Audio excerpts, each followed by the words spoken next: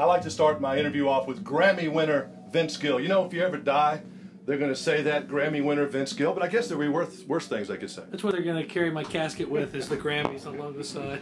Well, no, 15, that is really unbelievable. And it's not just someone in country music that votes for some of those, is it?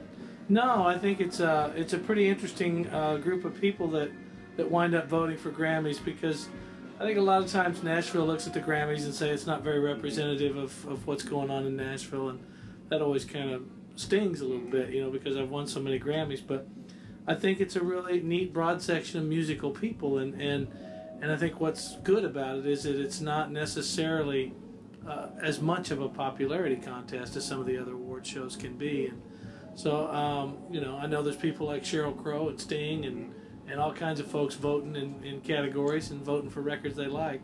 You know, it's pretty frightening. I think I've known you now 27 years. I figured that out today.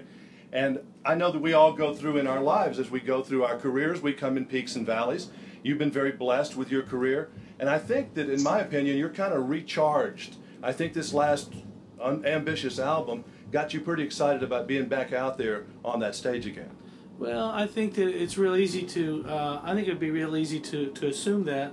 In all those years that maybe I wasn't at the forefront, that maybe like I once was, that nothing changed. You know, the desire and the drive to still write better songs and make better records, that never went away. You know, I just think that we live in a culture where things ebb and flow, and peaks and valleys in an artist's career, and mine has slowed down a little bit over the years, and as they all do, you know. And I don't know that I was any more motivated by this record than any other. What I was I felt free. I felt a freedom that maybe I haven't felt in a long time, to just do whatever I wanted, you know. And if it was to have a record with a jazz song on it, it had a jazz song on it. If it was bluegrass, it was bluegrass. I mean, you feel free to be an artist? I always have. I really do. I don't think that there's been any point of my career where I said, well, I probably sold out in this era or this stretch of time. I always felt like I was still trying to write great songs and make great records throughout all this. You know, when we were watching a moment ago Merle Haggard on television, I think the most impossible thing to do in the music business is really longevity. Most people don't last 2 or 3 years, 5 years. I mean, to be around a long time is difficult. I think it is, and I think that if you look at artists that have longevity, you'll find talent at the end of the day, and people that really are gifted, you know. And Johnny Cash, you know, for nearly 50 years kept showing us what art looked like, you know, and Willie Nelson and people like that you know, I just think that, you know, Eric Clapton would be a great study, and since the 60s has still been making great records and influencing people, and that to me is the bottom line. At the end of the day, you can I always tell my kid, who's kind of interested in getting in the business, I said, you know, you can get the door open any way you want. I said, but once you get it open, you better have some talent, you know, once it's open. How good has that guitar been to you? Which one? Anyone. I know you have several. You know, how is that fact that you're a guitar player, you know, that you don't have to just lend on your singing. I mean, you're a great guitar player. Well, you know, I think it's a great comfort knowing I could make a living just as a guitar player and play with somebody if I had to, if I lost my voice or was not able to sing or lost my record deal or any of those kinds of things that might happen. And I think I've always approached my career from a different place, because I am an artist, but I'm a musician first, and they kind of coexist. When you go out and face a crowd, I know all the crowds are different. Right before you go on, are you a butterfly kind of guy? I mean, even Eddie Arnold told me he got little butterflies before he goes on stage. I know you don't seem too butterfly right now as we interview you 2 hours before you play. I've always had a pretty easygoing demeanor about all this. I think that there's still in everybody that's crazy enough to stand up in front of people and play or sing and hope for something to be received after you get done. You can't ever get past, no matter how well you do or how poor you do, you can't help but want that something coming back after you finish, you know, and you want them to like you. You wouldn't stand up there in front of people and do this if you didn't have a hope and a wish that they liked what it was that you're doing. What's been the coolest thing about this job when you think about it? Is it meeting some of your heroes? I mean, what has been the thing? I know you do a lot of charity work, which I think is very nice and needs to be recognized, but what's the cool thing for you in this job? No hard labor. Mm-hmm. No heavy lifting. You know, a lot of it is, I think I was talking to Amy the other day, and I said, you know, what's interesting about a musician is and the word juvenile was not the right word, but there's just a youthful spirit in a musician that's unlike anything else. I don't ever really have to put a coat and tie on and go do 8 to 5 and do a hard job. You know, it's a job that once again I get something back from it every time I choose to do it. That's very lucky. Very few people get to do something that they're crazy about and they love. And I talked to a sports psychologist one time. We were playing golf together, and he says, "Well, you live in a pretty unreal world." He says, "You what you do all the time, you kind of receive praise for it every time you do it, and it's pretty unnatural." And I realize all that. And so with that, I'd say that, you know, I kind of feel like I've never grown up. You have a really cool wife, and I talk about maturity. I always thought she was very mature. Even when I first saw her, I always thought she was a very mature young lady, and I think she continues to be now. Is she the more mature of the two? Oh, I would think so. Yeah, no question. What she has is an old soul.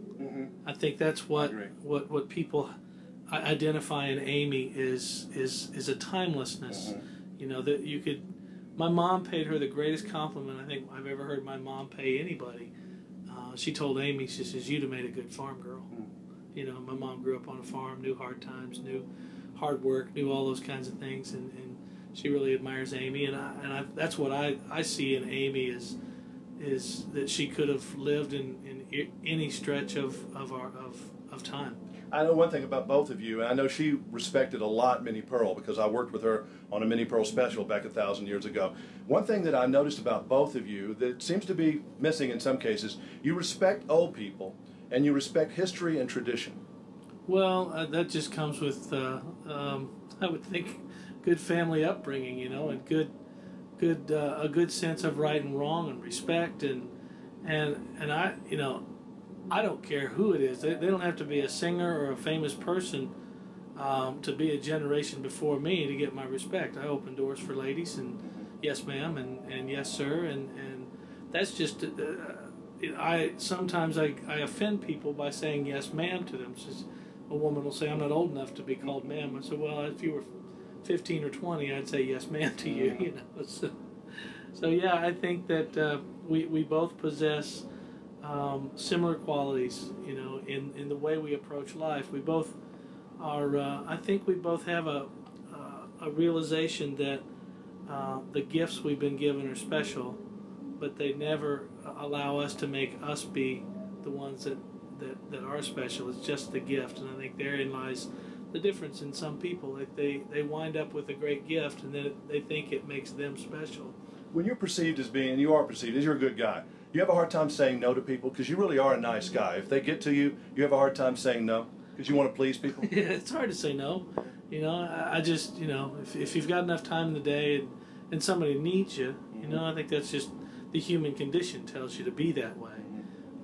So I'm not real selfish with my time. I never have been, and don't want to start. You know, I feel like, well, yeah, I'll take care of that if you need some help. So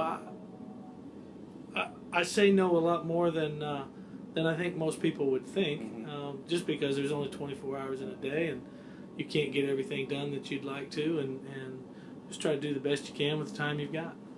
Think about, and there's not one answer for this, but think about, before we go, the coolest moment of all your whole career, the one time you looked out in the audience and said, "Man, this is pretty neat." Is there one or two particular events when you had almost a out-of-body experience and said, "I can't believe I'm doing this in this particular place"? Well, there's several. You know, you're right. This is not a good one-answer question.